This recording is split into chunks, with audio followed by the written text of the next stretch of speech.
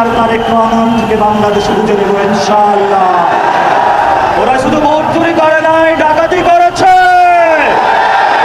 আমাদের সুস্পষ্ট অনেকগুলো দাবি রয়েছে। আজকে নির্বাচনের পরে 11 দলীয় যে ঐক্য রয়েছে, আমরা জনগণের সামনে উপস্থিত হয়েছি। আমরা প্রথমত বলতে চাই, পার্লামেন্টে যে ভোট ডাকাতরা গিয়েছে, জনগণের সামনে আমরা বিরোধী দল হিসেবে হাজির হয়েছি।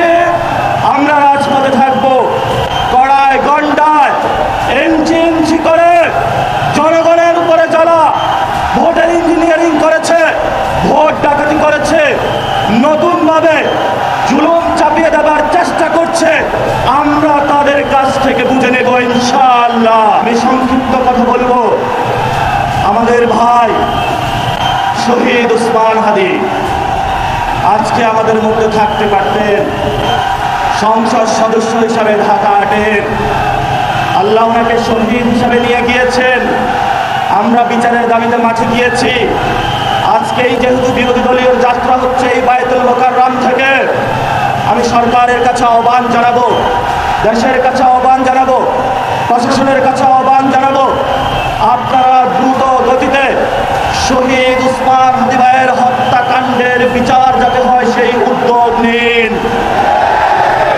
আমাদেরকে এতদিন বলা হয়েছে বিচার এবং নির্বাচন মুখোমুখি দাঁড় করাবেন না। আমরা মরিয়া প্রমাণ করিলাম যে আমরা নির্বাচন বিরোধী নই। এখন সময় এসেছে শহীদ ওসমান হাদি ভাইয়ের হত্যাকাণ্ডের বিচার করতে হবে। তৎকালীন সময়ে সংস্কারের নিয়ে বলা হয়েছিল, সংস্কার এবং নির্বাচন বিরোধী করার চেষ্টা চালানো হয়েছিল, ট্যাগ দেওয়া হয়েছিল ওরা নির্বাচন চায় না। আমরা তোমাদের চোখে আঙ্গুল দিয়ে দেখিয়েছি আমরাই বাংলাদেশ গণতন্ত্র চাই, তোমরা যাও ভোট ডাকাতি করতে।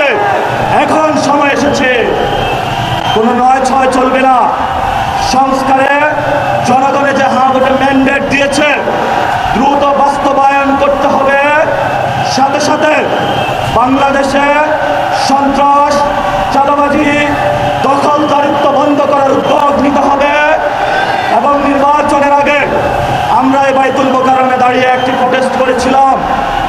ভোট ডাকাতির জন্য আমাদের জামাত ইসলামের এক ভাইকে খুন করা হয়েছিল।